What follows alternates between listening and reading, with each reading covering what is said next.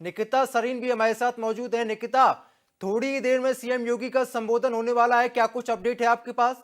देखिए, जिस तरीके से बात की जाए विधानमंडल का शीतकालीन सत्र आज से शुरू हो रहा है और धीरे धीरे बात की जाए, डिप्टी सीएम केशव प्रसाद मौर्य, ब्रजेश पाठक यहाँ पर पहुंचते नजर आ रहे हैं। विधानसभा अध्यक्ष सतीश महाना भी जस्ट अभी अंदर गए हैं और अब कुछ ही देर में अगर मैं बात करूं मुख्यमंत्री योगी आदित्यनाथ की, तो वो यहाँ पर पहुंचकर अपना संबोधन करेंगे और ठीक 11 बजे जो विधानसभा का जो शुरुआत है फिलहाल वो हो जाएगी। और जिस तरीके से विपक्ष के पास अपने अलग मुद्दे हैं, चाहे वो संभल का मुद्दा हो, महंगाई, बेरोजगारी, इन तमाम मुद्दों पर ऑलरेडी सरकार को उन्होंने घेरना शुरू कर दिया है। लेकिन सरकार भी जिस तरीके से कल एक बैठक हुई है उसमें सभा किस तरीके से सुचारू रूप से चले उसके लिए भी पूरी तरीके से तैयार है। सरकार के पास भी अपने अलग मुद्दे हैं और कैसे इन सभी चीजों से निपटना है उसके लिए पूरी तरीके से यहाँ पर तैयार है। तो फिलहाल अभी कुछ ही देर में जो सत्र है यानी हाउस है वो शुरू हो जाएगा। धीरे धीरे जो कैबिनेट में मंत्री हैं वो अब धीरे धीरे पहुंचना शुरू हो गए हैं और लगभग 10:30 बजे के आसपास मुख्यमंत्री योगी आदित्यनाथ भी यहाँ पर जिस तरीके से जब सत्र शुरू होना है उसको लेकर के संबोधन करेंगे। उसको लेकर के भी देखिए इस तरीके से जो पोर्ट है वो पूरी तरीके से यहाँ पर तैयार किया जा चुका है और यहाँ पर मुख्यमंत्री का संबोधन भी होना है। साथ ही बात करूं, विपक्ष इन 5 दिनों में के जो सत्र है उसमें व्यापक संदेश पहुंचाने के लिए सरकार का जो घेराव है उसकी तैयारी भी लगातार कर रहा है। संभल हिंसा की तपिश को लेकर, साथ ही बिजली निजीकरण के जैसे मुद्दे लगातार हैं इस चर्चाओं में। और फिलहाल अब देखने वाली बात यह होगी कि जिस तरीके से अब ये सत्र का जब आगाज होता है तो आखिर क्या कुछ चीजें होती हैं। लेकिन फिलहाल विपक्ष की अगर मैं बात करूं, समाजवादी पार्टी की ओर से उन्होंने सरकार को तख्ती पर लिखे स्लोगन्स के साथ घेरना ऑलरेडी शुरू कर दिया है। देवेंद्र जी, देखिए निकिता, अगर बात की जाए तो उपचुनाव के बाद ये पहली बार सत्र हो रहा है, समाजवादी पार्टी तैयार है, लेकिन अगर ये दूसरे एंगल से देखा जाए तो समाजवादी पार्टी और कांग्रेस में टकराव की स्थिति देखने को मिल रही है। क्या अपोजिशन एक होकर सरकार पर प्रहार कर पाएगा? देखिए, बाई इलेक्शंस की बात की जाए, उपचुनाव की बात की जाए तो निश्चित तौर पर ये पहला सत्र है और ये हंगामेदार होना भी तय है।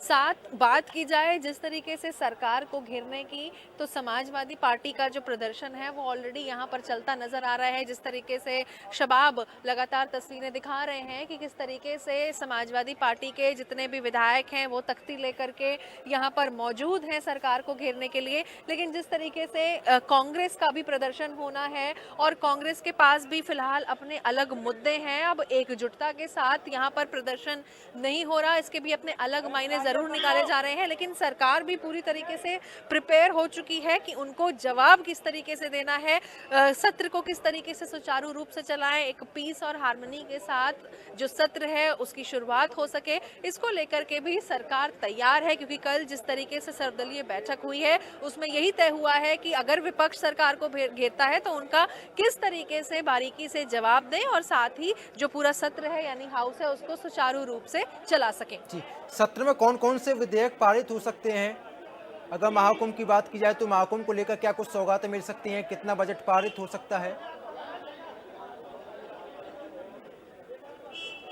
देखिए, अगर मैं अनुपूरक बजट की बात करूं तो जिस तरीके से कल यानी ट्यूसडे अनुपूरक बजट पास हो सकता है और साफ तौर पर यह भी बताया जा सकता है। देखिए, लाइव तस्वीरें भी हम आपको दिखाते हैं। डिप्टी सीएम ब्रजेश पाठक यहां पर पहुंचते नजर आए हैं और मैं बात लगातार कर रही थी अनुपूरक बजट की। तो 17 दिसंबर को जो अनुपूरक बजट है वो कहीं ना कहीं पेश होगा और लगभग 15,000 से 20,000 करोड़ का जो बजट है इसका अनुमान लगाया जा रहा है। और अनुपूरक बजट में महाकुंभ की तैयारियों से लेकर बजट का जो ऐलान है वो किया जा सकता है। और सूत्रों के मुताबिक बजट का एक बड़ा हिस्सा महाकुंभ का होगा, जिसमें परिवहन, नगर विकास सहित अन्य जो विभाग हैं उनको महाकुंभ को लेकर के जो बजट है वो आवंटित किया जाएगा। और इसके अलावा इस अनुपूरक बजट में जो औद्योगिक विकास और एमएसएमई विभाग है उसकी परियोजनाओं के लिए भी जो बजट है उसका आवंटित होने की उम्मीद है। और साफ तौर पर देखिए, जिस तरीके से बात की जाए अगर डिप्टी सीएम ब्रजेश पाठक की, तो फिलहाल वो भी यहाँ पर पहुंच चुके हैं और वो भी धीरे धीरे अब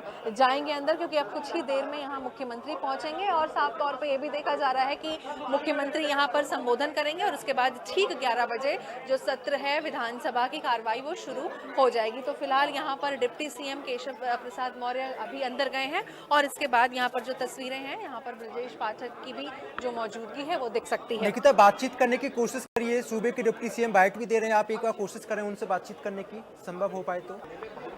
500 साल पुरानी मंदिर संभल निकली, सर क्या कहेंगे? देखिए, ये स्थानीय प्रशासन जांच कर रहा है और यदि कहीं कानून का उल्लंघन हुआ है तो कड़ी कार्रवाई होगी। इससे प्रदर्शित होता कितना जुल्म, कितनी ज्यादती उस समय के शासकों ने की। उमर अब्दुल्ला ने कहा कि ईवीएम पे सवाल करना गलत है।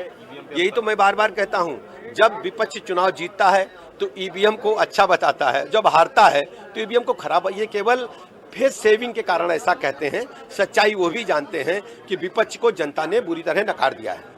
तो देखिए, आप जिस तरीके से सुन रहे थे डिप्टी सीएम ब्रजेश पाठक को, साफ तौर पर उनका भी संबोधन हुआ है और विपक्ष जिस तरीके से उन्होंने बात किया कि जब चुनाव जीतता है तब नहीं, लेकिन हारने पे हमेशा से ईवीएम का एक मुद्दा जरूर बनाता है। और देखिए, धीरे धीरे अब यहाँ पर समय भी हो रहा है जब मुख्यमंत्री योगी आदित्यनाथ भी यहाँ पर पहुँचने वाले हैं और उसके बाद संबोधन करेंगे और जो विधानसभा सत्र है उसका जो इनिशिएट हो जाएगा, यानी कि शुरू हो जाएगा। तो दोनों डिप्टी सीएम साथ ही सतीश महाना फिलहाल अभी अंदर पहुंच चुके हैं। निकिता, सूबे के डिप्टी सीएम भी एक्टिव मोड में नजर आ रहे हैं, तो वहीं समाजवादी पार्टी भी फॉर्म में नजर आ रही है, यानी कि प्लान तैयार किया जा चुका है। कोई सरकार को घेरेगा तो कोई विपक्ष पर हमला बोलेगा। निश्चित तौर पर जो प्लान्स हैं वो ऑलरेडी तैयार हो गए हैं। यही एक वजह है कि कल जिस तरीके से सर्वदलीय बैठक हुई थी उसमें काफ़ी कुछ पॉइंटर्स तैयार हो गए थे। सरकार ने भी खुद को प्रिपेयर कर लिया है कि किस तरीके से विपक्ष का जवाब देना है और विपक्ष भी पूरी तरीके से तैयार है, क्योंकि बाई इलेक्शंस के बाद ये पहला सत्र है और सत्र जाहिर है कि हंगामेदार ज़रूर होगा। और उसके बाद विपक्ष बेरोजगारी के साथ साथ महंगाई के मुद्दे लेकर के यहाँ सरकार का घेराव कर रही है। और साफ तौर पर एक चीज़ आपको मैं और बता दूं कि सरकार विपक्ष यहाँ पर जो लॉ एंड ऑर्डर है उसको लेकर के भी लगातार सवाल उठा रही है। संबल और बहराइच जैसे मुद्दे भी विपक्ष के पास हैं, लेकिन एक तरफ जिस तरीके से अगर विपक्ष तैयार है तो यहाँ पर सरकार भी इस सत्र को लेकर के पूरी तरीके से तैयार है। लगातार जो बड़े चेहरे हैं वो अंदर मौजूद हैं धीरे धीरे, और ठीक 11 बजे का बस इंतजार है और उसके बाद जो कह सकते हैं सत्र। देखिए, सूर्य प्रताप जो शाही हैं वो भी अभी जस्ट आ चुके हैं और उनका भी जो अंदर फिलहाल एंट्री कर रहे हैं। हालांकि उन्होंने बातचीत नहीं की है, लेकिन अपना ये ज़रूर देखा जा रहा है कहीं ना कहीं देवेंद्र कि यहाँ पर प्लान ए और बी, चाहे वो विपक्ष हो चाहे वो सरकार हो, उनके लिए जो प्लान्स हैं वो पूरी तरीके से तैयार हैं। और दोनों जब तैयार हैं और समाजवादी पार्टी लगातार यहाँ पर हंगामा प्रदर्शन कर रही है, और ऐसे में देखने वाली बात यह है क्योंकि अभी फिलहाल कांग्रेस का कोई भी ऐसा चेहरा यहाँ मौजूद नहीं है, सिर्फ समाजवादी पार्टी यहाँ पर प्रदर्शन कर रही है। कांग्रेस के पास अपने क्या कुछ मुद्दे होते हैं और साथ ही साथ ये भी देखने वाली बात होगी कि सरकार इन सभी मुद्दों का किस तरीके से जवाब देती है। जी, बहुत बहुत शुक्रिया आपका जानकारी साझा करने के लिए। तो सूबे के डिप्टी सीएम को भी आपने सुना, समाजवादी पार्टी के जो विधायक हैं वो भी यहाँ पर हल्ला बोल करते हुए नजर आ रहे हैं। सरकार पर प्रहार करने का यहाँ पर काम किया जा रहा है। तो विधानसभा में आज आर पार विपक्ष वर्सेस सरकार। तो संबल का मुद्दा हो चाहे बहराइच हिंसा का मुद्दा हो, अपोजिशन की ओर से दोनों ही मुद्दों को उठाया जाएगा, सरकार को घेरने की कोशिश की जाएगी। तो वहीं सूबे के डिप्टी सीएम ब्रजेश पाठक को भी आपने सुना। ब्रजेश पाठक ने कहा कि जब विपक्ष जीतता है तो ईवीएम की तारीफ होती है और जब हारता है तो ईवीएम पर सवाल क्यों खड़े किए जाते हैं। तो आज अनुपूरक बजट भी पेश किया जाना है। 18 दिसंबर को अनुपूरक बजट पर चर्चा होगी। तो संबल बहराइच हिंसा का मुद्दा अपोजिशन की ओर से लगातार उठाया जाएगा और सदन में सरकार को घेरने की तैयारी में अपोजिशन साफ तौर पर देखा जा सकता है। अब से थोड़ी ही देर में मुख्यमंत्री योगी का संबोधन होगा, मीडिया को संबोधित करते हुए वो नजर आएंगे और विपक्ष से भी शांति की अपील करते हुए नजर आ सकते हैं।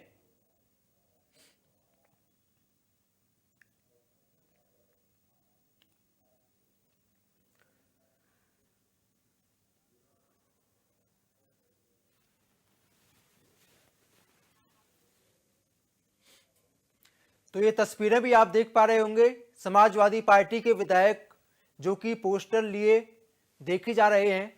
लोकतंत्र पर सीधा प्रहार और साथ ही सरकार पर भी यहां पर अटैक किया गया है।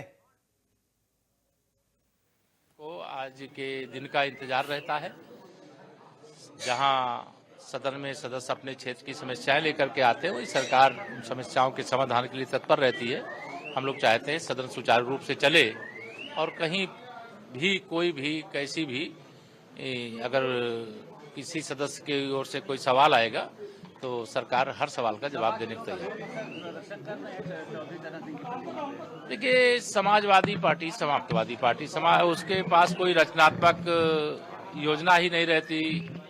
कोई सदन में आकर के अपनी बात कहना और सरकार जब हर समस्या को सुनने और हर सवाल का जवाब देने के लिए तैयार है, तो फिर ये धरना प्रदर्शन उनका जैसे स्वभाव बन गया है, तो धरना प्रदर्शन तो उनका लोकतांत्रिक अधिकार है, वो कर सकते हैं। लेकिन अच्छा यही रहता कि जो सवाल उनके मन में है वो सदन में लेकर के हमें सरकार सवाल का जवाब। समाजवादी पार्टी का कहना है कि अवधि कम रखी गई है सत्र की। इस सत्र की अवधि जितना बिजनेस होता है उतना सत्र रखा जाता है, लेकिन अगर बिजनेस होगा तो सत्र आगे भी चलेगा, लेकिन अगर बिजनेस नहीं होगा तो सत्र बिना बिजनेस के नहीं चलता है। सरकार चर्चा से भाग रही है, सीधे तौर पे कहना है। नहीं, चर्चा से भाग नहीं रही, चर्चा के लिए तैयार है, इसीलिए सदन बुलाया गया है। चर्चा लेकर हमें संबल को लेकर के सपा ये संबल के मामले को लेकर के सपा का कहना है। समाजवादी पार्टी मुस्लिम तुष्टीकरण की राजनीति कर रही है और कांग्रेस पार्टी और समाजवादी पार्टी में इस समय मुस्लिम तुष्टीकरण की राजनीति का एक महाभारत शुरू हुआ है। हम लोग देख रहे हैं, आगे आगे देखिए होता है क्या। सर, आशीष पटेल भ्रष्टाचार का आरोप लगा है। तो आपने सूबे के डिप्टी सीएम केशव प्रसाद मौर्य को सुना। केशव प्रसाद मौर्य ने समाजवादी पार्टी पर जमकर प्रहार किया है। तो मोहम्मद शबाब लगातार मेरे साथ जुड़े हुए हैं। मोहम्मद शबाब, सूबे के डिप्टी सीएम को सुना, प्रहार किया, समाजवादी पार्टी पर तीखा हमला बोला। हाँ बिल्कुल, देखिए अब चूंकि जो प्रदर्शन समाजवादी पार्टी का चल रहा था वो यहाँ से खत्म हो गया है, क्योंकि अब सबको 10:30 बजे के आसपास सदन में पहुंचना होता है। लिहाजा सभी विधायक इस समय जो जगह है जहाँ पर प्रदर्शन हो रहा था वहाँ से निकल चुके हैं। लेकिन सरकार के खिलाफ आज से माहौल बनाने का बड़ा मौका समाजवादी पार्टी के पास है। सरकार के खिलाफ मोर्चा खोलने का एक बड़ा मौका समाजवादी पार्टी के पास है और जितने भी मुद्दे हाल फिलहाल के दिनों में घटे हैं उन सब पर समाजवादी पार्टी जो है वो आज से सरकार को घेरेगी, सत्र में घेरेगी। और आप ये बात समझिए कि विधानसभा के उपचुनाव के नतीजों के बाद आज बड़ा मौका है जब समाजवादी पार्टी सरकार से दो हाथ करेगी। यानी कि वो सारे इश्यूज जिन पर सरकार पर अब तक सिर्फ ट्वीट करके या बाइट दे करके या मीडिया के सामने अपनी बात कह के चीजों को कहा जाता था, अब सरकार के सामने तथ्यों के साथ मौका है सरकार की नीतियों के खिलाफ प्रदर्शन करने का। तो आज से सत्र की शुरुआत हो रही है।